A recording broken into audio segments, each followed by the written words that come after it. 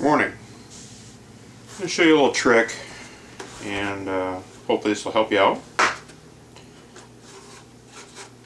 This is a impact screwdriver, and what this is for, in case you're wondering, you may already know.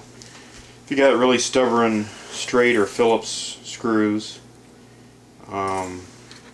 use this tool with the screwdriver blade you need. What you do is you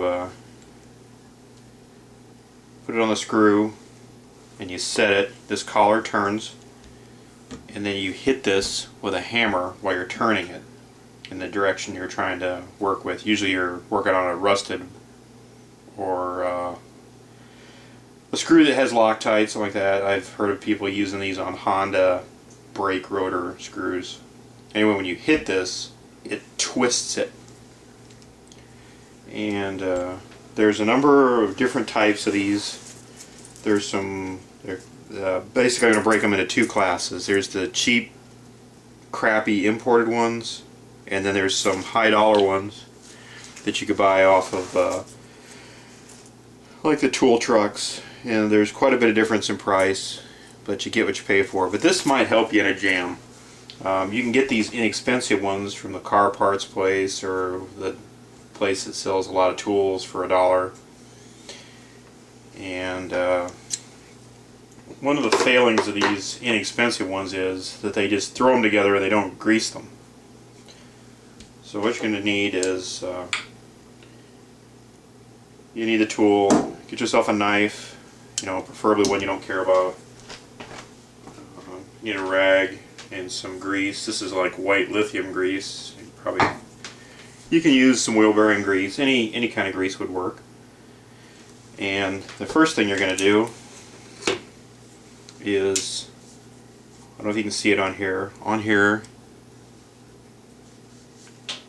there's a C-clip right underneath this collar. So you're going to take your knife and work that off. And another helpful hint is I strongly suggest that you find a nice surface to work on.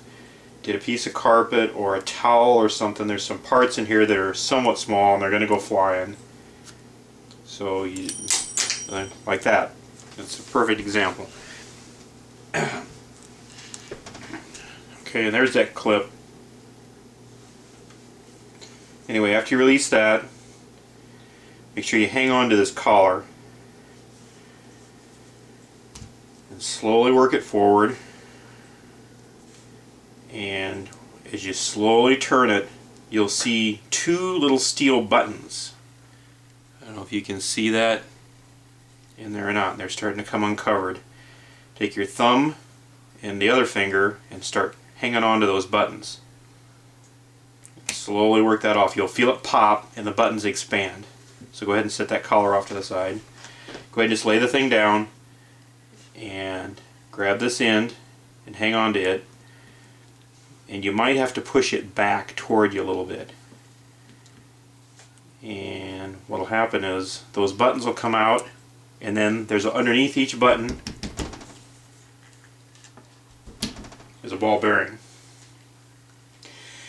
If you don't hang on to this is spring loaded, what's going to happen is it'll shoot the button and the ball bearing out of there, and I guarantee you won't find the darn thing, and then this will be useless junk. After you get those out, just go ahead and pull that out, and then there's a spring in there, and that's all there is to these things. There's what, 1, 2, 3, 4, 5, 6, 7, 8, 9. There's about 10 parts there. Okay, so the first thing you're going to do is, if there's any grease on this, wipe it off. And there's some grooves here. Get down in the grooves. There's kind of a little V.